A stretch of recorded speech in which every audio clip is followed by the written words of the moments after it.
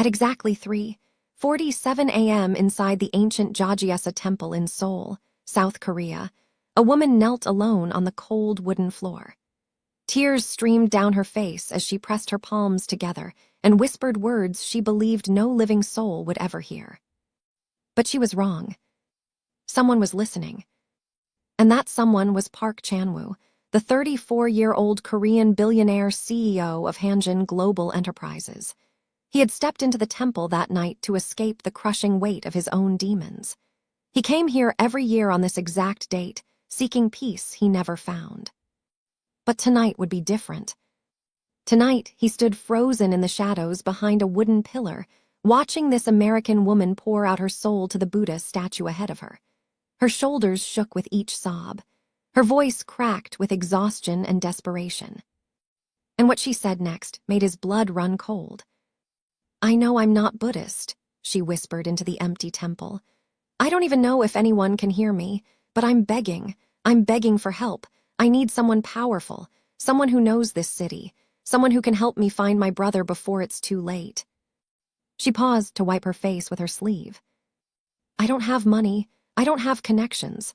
I don't have anything left except this feeling in my gut that tells me Damon is still alive somewhere. Please, I'm asking the universe, God, Buddha, anyone who's listening. Send me someone who can help."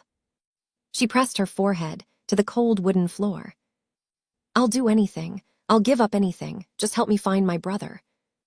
Chan-woo felt his chest tighten as he watched her. He hadn't meant to eavesdrop. He had simply arrived at the temple the same way he always did, through the side entrance that the monks left unlocked for him. He had expected silence and solitude. Instead, he found this woman. Her name, he would later learn, was Cynthia Brooks. She was 28 years old, originally from Scottsdale, Arizona. She had worked as an investment analyst at a boutique firm until 8 months ago when her younger brother Damon disappeared. Damon had come to South Korea on a tech internship. For the first 3 months, he called Cynthia every Sunday without fail. They talked about his apartment, his coworkers, the street food he was obsessed with. Everything seemed fine. Then the calls stopped. At first, Cynthia told herself he was just busy. Young people got caught up in new experiences. It happened. But when she couldn't reach him for 2 weeks straight, she contacted the company he worked for. They told her Damon had resigned. When she contacted his landlord, she learned his apartment had been found empty. No forwarding address, no explanation, nothing. The police in both countries had investigated for a few months before quietly giving up. Missing adults who left voluntarily weren't a priority. There was no evidence of foul play. No body, no crime scene, just a young man who had seemingly vanished into thin air. But Cynthia refused to believe her brother had simply walked away from his life. Damon would never do that, not without telling her, not without saying goodbye. So she had cashed out her savings, quit her job, and flown to Seoul with her last $800 to find answers herself. That was 72 hours ago. Now, kneeling in this temple in the middle of the night, she had run out of leads, run out of money, and was running out of hope. Chan-woo watched as she slowly rose to her feet. She wiped her face one more time, squared her shoulders, and walked out of the temple into the cold Seoul night. She never saw him standing in the shadows. But he saw her, and something about her prayer had reached inside his chest and grabbed hold of his heart in a way he couldn't explain. Chan-woo pulled out his phone and sent a single text to his right-hand man, a former military intelligence officer named Kyung-ho. "Find out everything about an American woman named Cynthia Brooks, and pull the file on Damon Brooks again. I need both by morning." He paused, then sent a second message. "This is priority 1. Kyung-ho's response came within seconds. "Understood." Chan-woo slipped his phone back into his pocket and stood in the temple for a long time, staring at the spot where Cynthia had knelt. He didn't know why he was doing this. He had no reason to help a stranger.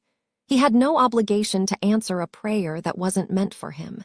He had enough problems of his own, including a federal investigation breathing down his neck and a business empire that required constant attention. But something about the way she had spoken, The raw desperation mixed with stubborn hope reminded him of someone. Himself. 10 years ago, his own younger brother Yiwon had disappeared under similar circumstances. Chan Woo had searched for 3 years before finally accepting that Yiwon was gone. The grief had nearly destroyed him. Maybe that was why he couldn't walk away from this woman's prayer. Maybe he saw in her the same desperate hope he had once felt. Or maybe the universe really was listening, and it had placed him in this temple at this exact moment for a reason. Either way, Chan Woo made a decision that night that would change both of their lives forever. He was going to help her find her brother. The next morning, Cynthia was sitting in a tiny cafe in the Myeongdong shopping district, nursing a cup of cheap coffee and staring at a notebook filled with dead ends. She had spent the entire night walking the streets, unable to sleep, unable to think clearly. She was so lost in her thoughts that she didn't notice the man in the black suit approaching her table until he was standing right in front of her. "Miss Brooks," he said in perfect English. Cynthia looked up, startled. The man was Korean, middle-aged, with a face that revealed nothing. "How do you know my name?" she asked, her guard immediately up. The man didn't answer. Instead, he placed a single business card on the table in front of her. It was black with silver lettering. No company name, no address, just a phone number. "Someone heard your prayer," he said simply. "He wants to meet you." Before Cynthia could respond, the man turned and walked out of the cafe, disappearing into the crowded street outside. She stared at the card, her hands trembling. Who had heard her? She had been alone in that temple. At least, she thought she had been alone. And more importantly, why would a stranger care about her prayer? Every instinct told her this was dangerous, that she should throw the card away and forget this ever happened. But she was out of options, out of leads, out of time. Cynthia picked up the card and stared at the phone number. Then she pulled out her phone and started dialing. "Now let me ask you something. If you were Cynthia, would you make that call? Would you trust a mysterious stranger who somehow knew your name and exactly where to find you? Drop your answer in the comments right now. And if you're already hooked on this story and need to know what happens next, hit that like button and subscribe to the channel if you haven't already. Because what Chan Woo is about to reveal to Cynthia will change everything she thought she knew about her brother's disappearance. Cynthia almost didn't make the call. She stared at that black business card for 3 full days, picking it up and putting it down at least a dozen times. Every logical part of her brain screamed that this was a trap, that following mysterious strangers in a foreign country was exactly how people ended up dead. But every other door in Seoul had slammed in her face. The police weren't interested. The American embassy offered nothing but sympathy and paperwork. The tech company where Damon had worked refused to even meet with her. On the 4th day, with less than $200 left to her name, Cynthia made the call. A woman answered and asked for her name. When Cynthia gave it, the woman simply said, "A car will pick you up in 30 minutes. Please be ready." The car was a black Mercedes with tinted windows. The driver said nothing during the entire ride, which took them out of the busy shopping districts and into a part of Seoul that Cynthia had only seen in magazines. Gangnam. The buildings here were taller, sleeker, more expensive than anything she had encountered so far. Glass and steel towers rose into the sky like monuments to wealth and power. The car stopped in front of the tallest building on the block. The sign above the entrance read, Hanjin Global Enterprises, in both Korean and English. Cynthia had heard of Hanjin Global. Everyone in finance had. They were one of the largest conglomerates in Asia, with interests in technology, shipping, real estate, and about a dozen other industries. Their CEO was famously private, rarely photographed, and worth somewhere in the neighborhood of $12 billion. What could someone like that possibly want with her? She found out soon enough. The elevator took her to the top floor, where a secretary escorted her through a series of hallways until they reached a set of massive wooden doors. The secretary knocked once, then opened them. The office beyond was enormous, with floor-to-ceiling windows that offered a panoramic view of Seoul. The furniture was minimal but clearly expensive, and standing behind a desk the size of a small car was the man who had apparently heard her prayer. Park Chan-woo. He was younger than she expected, maybe mid-30s, tall for a Korean man, with broad shoulders and a face that would have been handsome if it weren't so completely expressionless. He wore a charcoal suit that fit him perfectly and a watch that probably cost more than her entire year's salary back in Arizona. "Miss Brooks," he said, gesturing to a chair across from his desk. "Please sit." Cynthia remained standing. "You're the one who was in the temple that night." It wasn't a question. "Yes," Chan-woo admitted. "I didn't intend to eavesdrop. I was there for my own reasons." "But you did eavesdrop, and now you want to help me. Why?" Chan-woo studied her for a long moment before answering. She noticed that his eyes were sharp, calculating, like he was measuring her against some invisible standard. "Your brother's name appeared in a file that crossed my desk 3 weeks ago," he finally said. "He was connected to a business deal that went wrong, a very specific kind of business deal." Cynthia felt her stomach drop. What kind of business deal? The kind that most people don't survive. The words hung in the air between them. Cynthia gripped the back of the chair to steady herself. "Is he dead?" "I don't know," Chan-woo said. "But I have resources to find out, resources that the police don't have, resources that could help you find your brother one way or another." "And what do you want in return?" Chan-woo walked to the window and looked out at the city below. When he spoke again, his voice was quieter. "I'm being investigated by American authorities. They believe my company is involved in illegal activities." He paused. "They're not entirely wrong." Cynthia's eyes widened, but she said nothing. "I need someone who can help me understand how they think," Chan-woo continued. "Someone with a financial background who can analyze my legitimate operations and help me identify vulnerabilities before they find them. You were an investment analyst. You understand numbers and systems. You want me to help you hide your crimes?" "No," he turned to face her. "I want you to help me separate my legitimate business from everything else, permanently. I'm trying to get out of the shadows, Miss Brooks, and I need help doing it." Cynthia shook her head in disbelief. "So let me get this straight. You want me, a stranger, to help you restructure your billion-dollar company in exchange for helping me find my missing brother?" "Yes." "That's insane." "Perhaps." Chan-woo walked back to his desk and pulled a folder from a drawer. "But before you decide, I think you should see this." He slid the folder across the desk toward her. Cynthia hesitated, then opened it. Inside was a photograph. Her brother, Damon, alive. He was thinner than she remembered, and his face was bruised. But he was alive. The timestamp on the photo was from 3 weeks ago.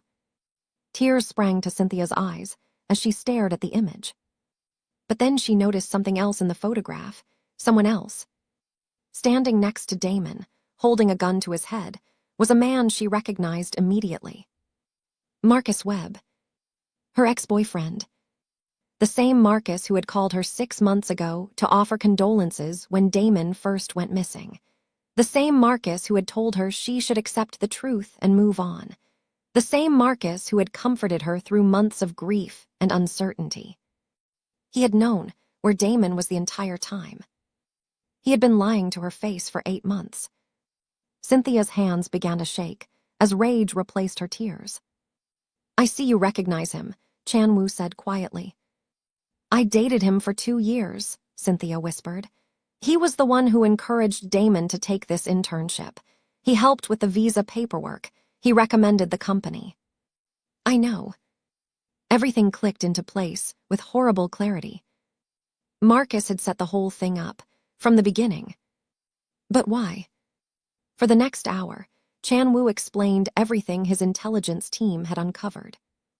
Marcus Webb wasn't just Cynthia's ex-boyfriend. He was a key operative for a man named Vincent Kang, the head of a rival criminal organization that had been at war with Chan-woo's family for over 2 decades. The tech company where Damon had interned was a front for money laundering. Damon had been recruited to serve as an unwitting fall guy, a clean American face to sign documents and attend meetings while the real business happened behind the scenes. When the operation was exposed by an internal leak, everyone connected to it had been rounded up. Most of them had been killed, but Damon was kept alive. Why? Cynthia demanded. Why would they keep him alive? Because of you, Chan-woo said simply. Marcus was supposed to use your relationship as a way to get close to me eventually. Your brother is leverage, insurance. Get close to you how? I've never even met you before today. Chan-woo's expression darkened. Vincent Kang knows I have a weakness. He's known it for 10 years. What weakness? There was a long pause before Chan-woo spoke again. 10 years ago, my younger brother Yi-won went missing. Same pattern. He got involved with people he shouldn't have trusted. He disappeared without a trace. I spent 3 years and more money than I want to admit searching for him. Did you find him? No. Chan-woo's voice was flat, but Cynthia could see the pain beneath the surface. 6 months ago, I received evidence that Yi-won might still be alive. That evidence came from the same source that provided your brother's photograph. Vincent Kang has your brother too. Yes, he's been holding this over me for years. He knows I would do anything to find Yi-won. He's been waiting for the right moment to use that against me. Cynthia processed this information slowly. So this isn't just about business. This is personal, for both of us. Yes. She stood up and walked to the window, looking out at the same view Chan-woo had been contemplating earlier. If I help you with your financial situation, you help me rescue my brother. Yes. And together, we take down Vincent Kang. Yes. She turned to face him. There's something you're not telling me. Why were you really in that temple at 3 a.m.? Chan-woo was silent for a long moment. Tomorrow is the anniversary of the day my brother disappeared, he finally admitted. I go to that temple every year on this night. I make the same prayer you made. I ask for help finding him. Has anyone ever answered? Chan-woo looked at her with an expression she couldn't quite read. Not until you walked in and made the same prayer I've been making for a decade. That's when I realized something. What? Maybe the universe wasn't sending help to me. Maybe it was sending me to help you. Because if I can save your brother, maybe I can finally find a way to save mine. Cynthia felt something shift between them in that moment. They were strangers, brought together by circumstances neither of them could have predicted. But they shared something now. A common enemy, a common goal. And maybe, just maybe, a common fate. There's one more thing you need to know before you agree to this, Chan-woo said. What? Marcus Webb isn't just working for Vincent Kang. According to intelligence I received this morning, Marcus is engaged to Vincent Kang's daughter. The wedding is in 3 weeks. Cynthia felt like she had been punched in the stomach. He's getting married. Yes, and your brother is going to be at that wedding. As a guest. Chan-woo shook his head slowly. As the entertainment. Vincent Kang plans to kill your brother at the wedding reception as a demonstration of power, in front of 200 of the most dangerous people in East Asia.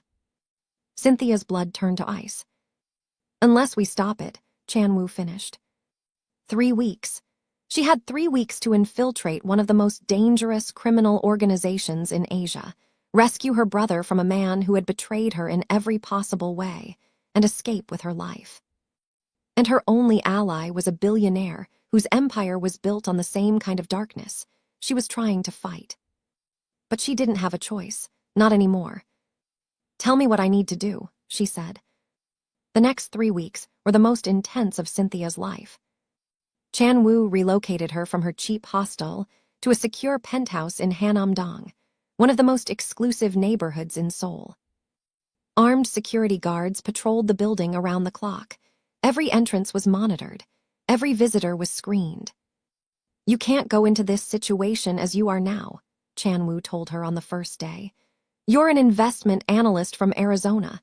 They'll see through you in seconds. So what do I become? Someone they'll never suspect. Someone they'll want to invite inside willingly. Over the following weeks, Cynthia underwent a complete transformation.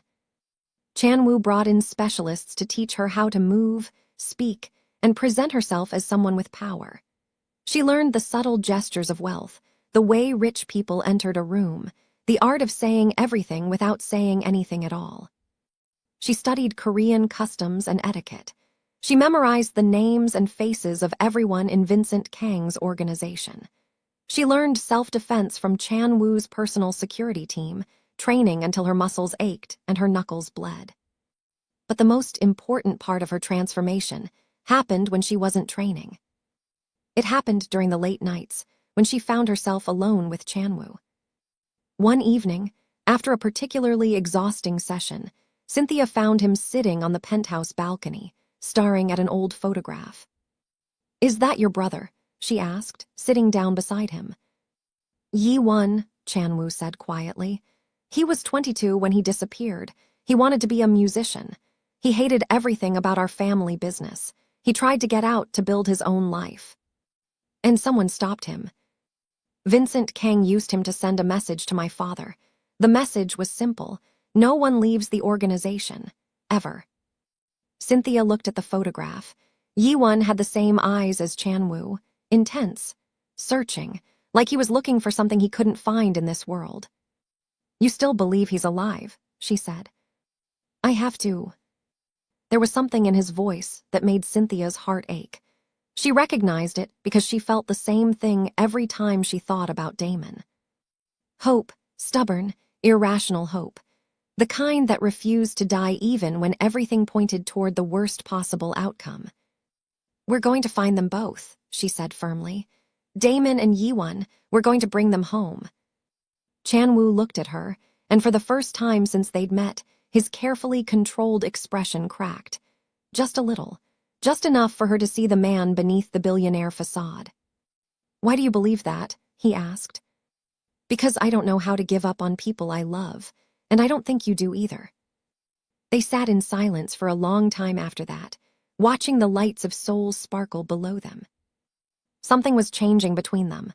Cynthia could feel it, and she suspected Chan Wu could feel it too.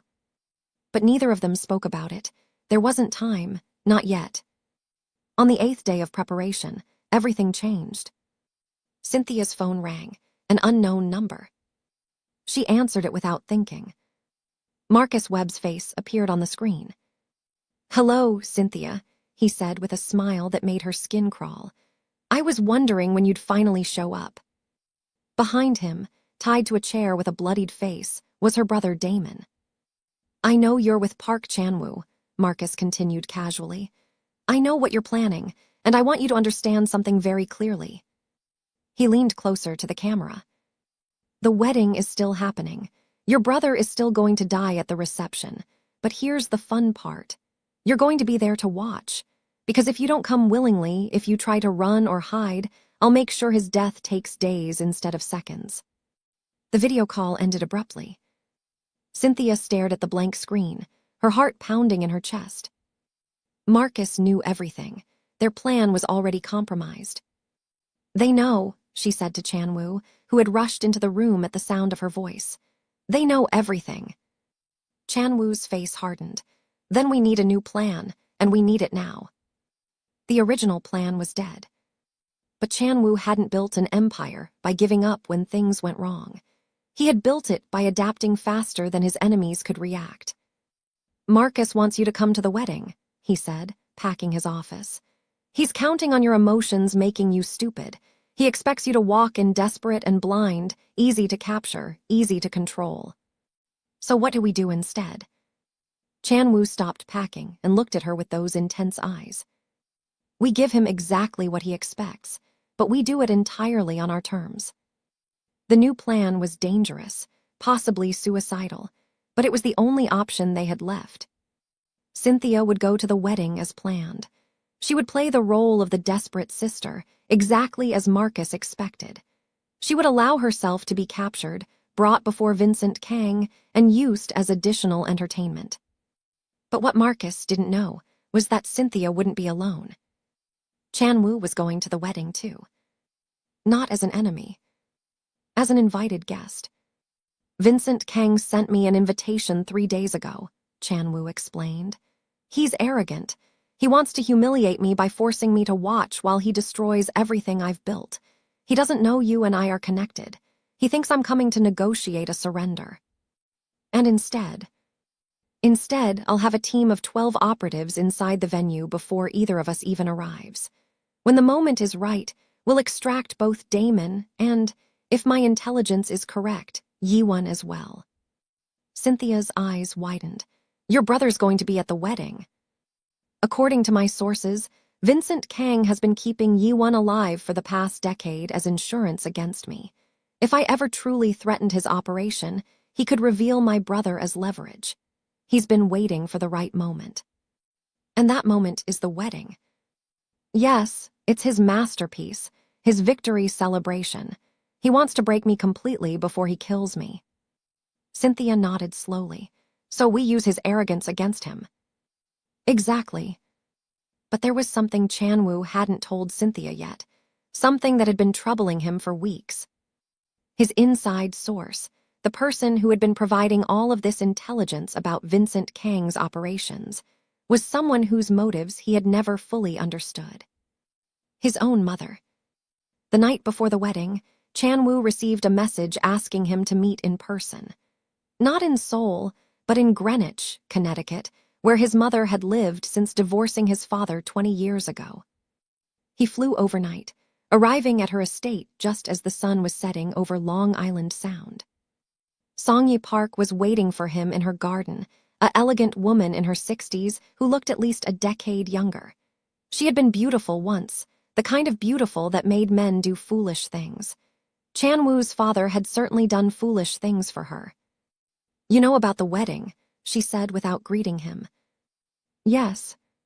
You know about Yiwon. Yes. And you know that I'm the one who's been feeding you intelligence for the past 6 months. Chanwoo's jaw tightened. What I don't know is why. His mother looked up at him with eyes that held decades of secrets and resentments. Because Vincent Kang killed your father, she said simply. It wasn't a heart attack. It was poison. Slow-acting, untraceable. I've known for years, but I've been waiting for someone to be in a position to finally destroy him. She paused. You're almost there, Chanwoo, but you're missing one crucial piece of the puzzle. What piece? Songye handed him a thick folder. Vincent Kang has a silent partner, someone in America, someone very powerful, someone whose name you know very well. Chanwoo opened the folder. Inside was a photograph of a man he had trusted for over 15 years, his mentor, his primary American investor, the man who had helped him build Hanjin Global into the powerhouse it was today. Richard Sterling, Cynthia's former boss. The same Richard Sterling who had hired her at his investment firm in Scottsdale. The same man who had introduced her to Marcus Webb at a company party 5 years ago. The same man who had attended Cynthia's college graduation because her own parents couldn't make it. Chanwoo felt his world tilt on its axis. This wasn't just about 2 missing brothers anymore. This was about a conspiracy that stretched across continents and decades. And Cynthia Brooks was somehow at the very center of it all. When Chanwoo returned to Seoul and showed Cynthia the file on Richard Sterling, she refused to believe it at first. This doesn't make any sense, she said, flipping through the documents with trembling hands. Richard Sterling is a legitimate businessman. He manages endowments for hospitals and universities. He's on the board of 3 major charities. He sponsored scholarships for underprivileged kids. All of which are fronts for money laundering operations connected to Vincent Kang, Chanwoo said grimly. But why would he target me? I'm nobody. I was just a junior analyst at his firm. Chanwoo pulled up another file on his laptop. Your father, Jerome Brooks, worked for the Treasury Department. He was a federal investigator who specialized in tracking international financial crimes. I know what my father did, Cynthia said, her voice tight. He died in a car accident when I was 16. It wasn't an accident. The words landed like a physical blow. What are you talking about? Your father was about to expose Richard Sterling's entire operation, Chanwoo explained carefully. He had been building a case for 3 years. He was 3 days away from filing his report when his car went off a bridge outside of Phoenix. Cynthia felt the room spinning around her. The investigation was ruled accidental, Chan-woo continued. Your father's files disappeared, his colleagues were reassigned, and Richard Sterling continued his operations without interruption. You're saying Richard Sterling killed my father? We believe so, and then he spent the next 12 years keeping track of you, making sure your father's work never resurfaced. Chan-woo showed her another document, phone records, surveillance reports, meeting notes. When you showed an interest in finance during college, Sterling inserted himself into your life as a mentor. He arranged for you to get the internship at his firm. He made sure you felt indebted to him. He wanted to keep me close, Cynthia whispered. To control me, to make sure I never found out what he did to my father. Yes. And Damon, what about my brother? Your brother started asking questions about your father's death last year. He was researching the accident, talking to retired colleagues, trying to access old case files. When Sterling found out, he needed to remove Damon from the equation without raising suspicion. The internship in Korea was a trap from the very beginning. Marcus was assigned to you specifically to keep tabs on both you and your brother. Your entire relationship was manufactured. Cynthia sat down heavily, her legs suddenly unable to support her weight. Her father had been murdered. Her brother had been kidnapped as a direct result. Her entire career, her relationships, her life for the past 12 years had all been manipulation by a man she had trusted completely. Richard Sterling will be at the wedding, Chan-woo said quietly. He always attends major events connected to his investments. If we can get him to admit his connection to your father's death on tape, we can bring down the entire network. Cynthia looked up at him, and Chan-woo saw something new in her eyes. Not just desperation anymore, not just hope. Cold, burning determination. Tell me the plan, she said. The wedding of Vincent Kang's daughter took place in a converted Buddhist temple 2 hours outside of Seoul. The ancient wooden structures had been transformed into a palace of excessive wealth and barely concealed menace. Crystal chandeliers hung from 500-year-old beams. Armed guards in designer suits stood at every entrance, their weapons barely hidden beneath their jackets. And in the center of the grand hall, surrounded by the most dangerous criminals in East Asia, Marcus Webb stood waiting for his bride. He had no idea that his entire world was about to collapse around him. Cynthia entered through the service entrance, dressed in the simple uniform of the catering staff. Chan-woo's team had provided her with detailed blueprints of the entire compound. She knew exactly where the holding cells were. She knew exactly where Damon was being kept. She also knew she had exactly 47 minutes before the ceremony ended, and the entertainment began. Meanwhile, Chan-woo entered through the main doors, dressed in a custom suit that cost more than most people earned in a year. He played the role of the defeated rival perfectly, his shoulders slightly bowed, his expression carefully neutral. Vincent Kang greeted him personally at the entrance. Park Chan-woo, the older man said with a smile that didn't reach his cold eyes. I honestly didn't think you would have the courage to show up. I'm full of surprises, Chan-woo replied evenly. Across the crowded reception hall, a woman who looked remarkably like Cynthia approached Richard Sterling with a glass of champagne and a warm smile. Her name was Yuna, and she had spent the past week being trained to impersonate Cynthia perfectly. Same height, same build, same careful way of moving through a room. Mr. Sterling, she said in Cynthia's voice, it's been such a long time. Sterling's face went pale with shock. Cynthia, what on earth are you doing here? You invited me, don't you remember? Yuna said sweetly. You always told me I was like a daughter to you. I thought it was time I finally saw the family business for myself. While Yuna kept Sterling distracted, and the hidden recorder in her earring captured every word, the real Cynthia made her way through the service corridors toward the holding cells. She was halfway there when Marcus stepped out of the shadows directly in front of her. I knew you'd come for him, he said with a cold smile. You're so predictable that way, always trying to save people who can't be saved. Like you, Cynthia replied, keeping her voice steady. Marcus laughed. I was never worth saving, Cynthia. I've always been exactly what you see right now. You just didn't want to believe it. Why did you do it? Was any of it real? Any single moment? Does it matter anymore? It matters to me. Marcus shrugged carelessly. The job was to keep you close and controlled. Whether I enjoyed parts of it is irrelevant now. What Marcus didn't know was that Cynthia had spent the past 3 weeks training with Chan Woo's personal security team. She wasn't the same woman who had left Arizona desperate and helpless. When Marcus reached for her arm, she was ready. The fight was brutal but quick. Within 60 seconds, Marcus was on the ground with blood streaming from his broken nose and zip ties securing his wrists behind his back. That was for my brother, Cynthia said, standing over him, and for my father, and for every single lie you told me. She took his phone and sent a quick message to Chan Woo. Marcus neutralized, moving to holding cells now. She left him bleeding on the floor and continued her mission. The holding cells were exactly where Chan Woo's blueprints had indicated. Cynthia disabled the guards with skills she hadn't possessed 3 weeks ago. She broke through the locks with specialized tools hidden in her uniform. And then she saw them. 2 cells, 2 prisoners. Damon was in the first cell, thinner and more battered than the last time she'd seen him, but alive.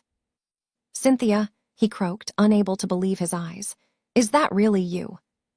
I'm here, she said, tears streaming down her face as she worked on his cell door. I'm getting you out. But there was someone in the second cell, too. A man in his early 30s, gaunt and hollow-eyed, but with features that were unmistakably familiar. Yiwon, Chan Woo's brother. He was alive. You're Park Chan Woo's brother, Cynthia said in amazement. Yes, Yiwon whispered. Please get us out of here. Cynthia was reaching for the lock on his cell when she heard a voice behind her that made her blood freeze. Hello, dear. Did you really think I was helping you out of the goodness of my heart? She turned to find Songye, Chan Woo's mother, standing in the doorway with a knife pressed against the throat of one of Chan Woo's extraction team members. Behind her stood 6 armed guards. I've been waiting a very long time for this moment, Songye said with a smile. And now, finally, all the pieces are exactly where I need them to be. Songye had been playing everyone for more than a decade. She had fed intelligence to her son to manipulate his every move. She had worked with Vincent Kang to keep Yiwon alive as leverage. She had orchestrated the connection between Marcus and Cynthia. And now, with all the pieces finally in place, she was about to claim everything for herself. You don't understand what's happening here, Cynthia said, trying to keep the woman talking while she searched for an escape route. Chan Woo trusted you completely. He's your son. Chan Woo is weak, Songye replied dismissively. He always has been. He wants to leave the organization. He wants to go legitimate. But this empire was built on blood and power, and it will only survive with blood and power. What do you actually want? I want what was taken from me 20 years ago. Control, respect, the empire that should have been mine all along. Songye gestured at the cells behind Cynthia. My husband built this organization, but he gave everything to Chan Woo when he died. He left me nothing but money and a house in America, as if I was just another asset to be managed. So you've been manipulating everyone. Vincent Kang, Richard Sterling, your own sons. Vincent Kang has been useful, but he's becoming unstable and unpredictable.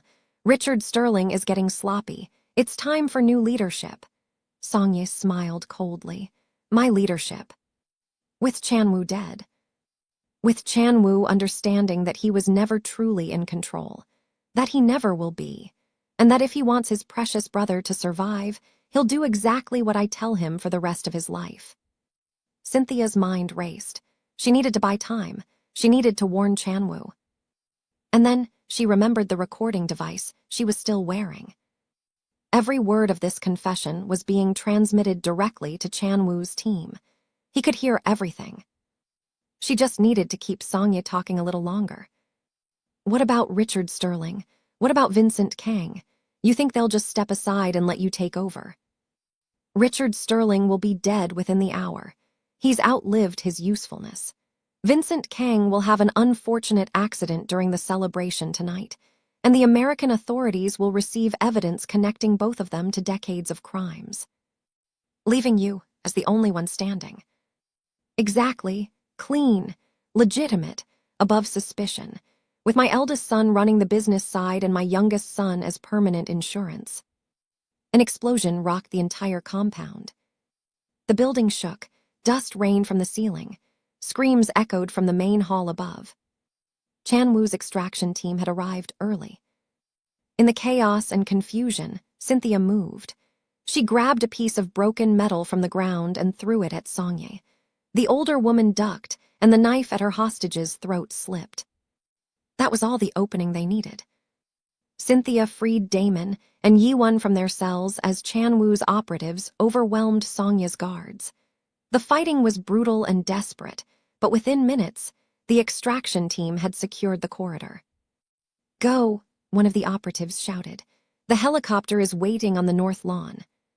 Cynthia grabbed Damon's arm and ran. Yiwon followed close behind, stumbling but determined. Behind them, Songye screamed orders at her remaining guards, but it was too late. Her carefully constructed plan was falling apart around her. They burst out of the compound into the cold night air. A helicopter was waiting exactly where they'd been told, its rotors already spinning. Chan Woo was there, covered in ash and blood but alive. "Get in," he shouted over the noise. Cynthia helped Damon climb aboard. Yiwon scrambled in after him. Then she and Chan Woo jumped in together. The helicopter lifted off just as Vincent Kang's remaining guards reached the lawn, firing uselessly at the departing aircraft. Cynthia looked down at the chaos below, her heart pounding wildly in her chest. They had done it. They had rescued both brothers. They had exposed the conspiracy. But as the helicopter banked toward Seoul, Cynthia saw something that made her blood run cold. Another helicopter was rising from the opposite side of the compound. And in the window, staring directly at her with a promise of revenge burning in her eyes, was Songye. Chan Woo's mother had escaped. And this war was far from over. 48 hours after the wedding disaster, Cynthia sat in a hospital room in Seoul, watching her brother sleep. Damon was alive. He was safe. He was receiving the medical care he desperately needed. And for the first time in 8 months, Cynthia could finally breathe. But the victory felt hollow and incomplete. The evidence Chan Woo's team had gathered during the wedding was transmitted to the FBI, Interpol, and the Korean National Police simultaneously. The response was immediate and overwhelming. Within 24 hours, Richard Sterling was arrested at his vacation home in Aspen, Colorado. Federal agents found him trying to destroy hard drives full of incriminating evidence. He was denied bail due to flight risk. Marcus Webb was extradited to the United States to face charges for conspiracy, kidnapping, and a dozen other crimes. Without Songye's protection, he immediately began cooperating with prosecutors in exchange for a reduced sentence. Vincent Kang's organization was dismantled piece by piece. His assets were frozen. His lieutenants were arrested. His daughter's wedding became the biggest criminal takedown in South Korean history. But Songye remained at large, vanished into a network of safe houses and false identities that she had spent decades building. In a private room at the same hospital, Chan Woo sat with his brother for the first time in 10 years. They didn't speak for almost an hour. There was too much to say and not enough words to express any of it. "I thought you were dead," Chan Woo finally admitted. "For 10 years, I believed I had failed you completely." "You didn't fail me," Yiwon said quietly, his voice hoarse from years of disuse. "You never stopped looking. That's the only thing that kept me alive, knowing that someone out there was still trying to find me. I should have found you sooner. You found me when it mattered. That's what counts."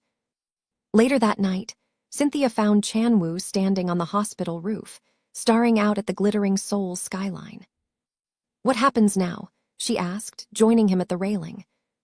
"Now I rebuild, legitimately this time. No more shadows, no more secrets, no more pretending I don't know where the money comes from. Your mother is still out there. She won't stay hidden forever. She's too arrogant for that. She'll make a move eventually, and when she does, I'll be ready." Cynthia stood beside him, close enough that she could feel the warmth radiating from his body, despite the cold night air. "I have to go back to the States," she said. "Damon needs specialized medical care, and I have to give testimony to the FBI about everything I witnessed." "I know. But I'm coming back." Chan-woo turned to look at her. "You don't have to do that." "I know I don't have to," she met his eyes steadily. "I want to." They stood in silence for a long moment. "There's something I should tell you before you leave," Chan-woo said. "What?" "The night I heard your prayer in the temple, I wasn't there by accident. I received a message telling me to be there at exactly that time. I thought it was from Yi-won. I thought he had finally found a way to contact me. But it wasn't from Yi-won." "No." Chan-woo reached into his pocket and pulled out a USB drive. "It was from your father." Cynthia felt the world tilt beneath her feet. "My father has been dead for 12 years. Dead, yes, but not silent. He left a trail, Cynthia. A trail of evidence that he knew someone would eventually follow. He knew Richard Sterling would come after his children. He knew you would end up exactly where you did." Chan-woo pressed the USB drive into her hand.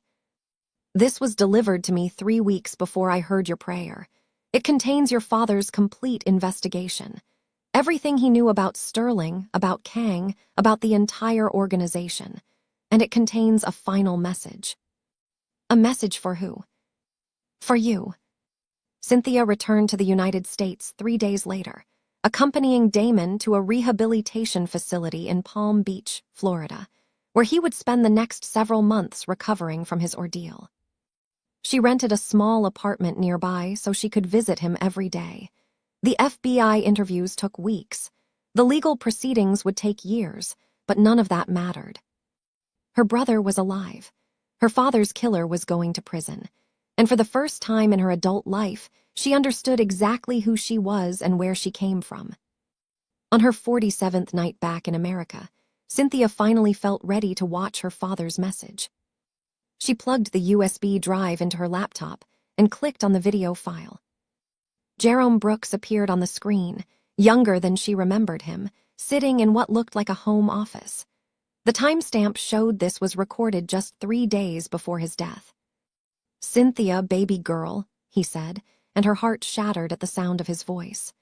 "If you're watching this, it means I'm gone. It means they got to me before I could finish what I started, and it means you finally found the truth." He paused to collect himself, and Cynthia could see the fear in his eyes, but also the love.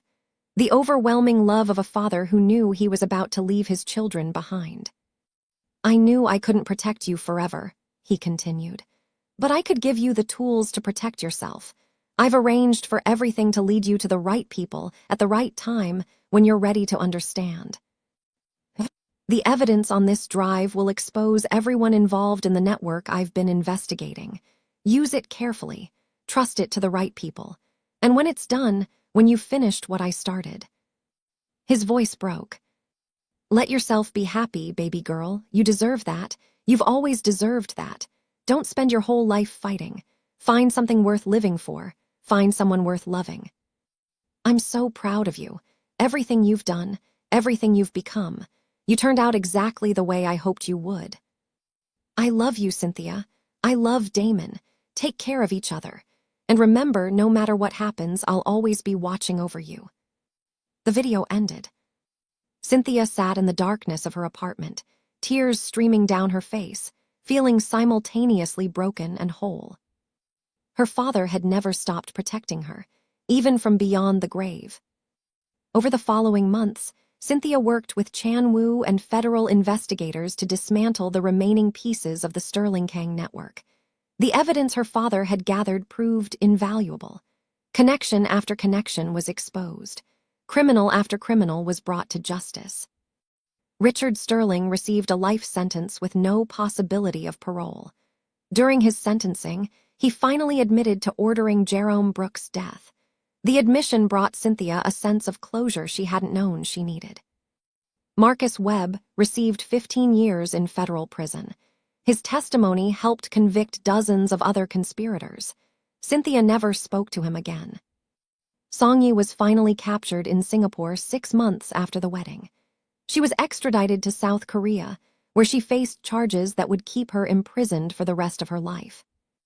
Vincent Kang died in prison before his trial could conclude, a victim of the same violence he had inflicted on others for decades. Damon made a full recovery. He eventually returned to his music career, moving to Los Angeles where he could be close to Cynthia's new life. He wrote a song about their experience that became an unexpected hit, bringing awareness to the issue of human trafficking and international crime. And Cynthia found something she had never expected to find. A home. 1 year after that night in the temple, she returned to Seoul. She walked into Jajiesa Temple at 3:47 a.m. just like before. But this time, she wasn't alone. Chan Woo was waiting for her in the same spot where he had hidden in the shadows a year ago. "I have a question for you," he said. "What?" "That night when you made your prayer, you said you would give up anything, do anything. You said you would sacrifice everything to find your brother. What exactly did you mean?" Cynthia thought about it for a long moment. "I meant I was ready to give up my old life, my comfort, my safety, everything I thought I wanted to find the truth." "And now, what do you want now?" Cynthia walked toward him until they were standing face to face. "I want to build something new," she said. "Something real, with someone who understands what it means to fight for the people you love. Someone who knows what it feels like to lose everything and still find a reason to hope." Chan Woo reached out and took her hand. "I think I know someone who fits that description." She smiled. "So do I." The sun began to rise over Seoul, streaming golden light through the ancient temple windows. Cynthia had come to Korea looking for her brother. She had found him. She had also found the truth about her father. She had found justice for her family. And she had found something she never expected to find. Love. Real love. The kind that grew from shared struggle and mutual sacrifice. The kind that didn't need words to be understood. Chan Woo squeezed her hand gently. "So what happens now?" he asked.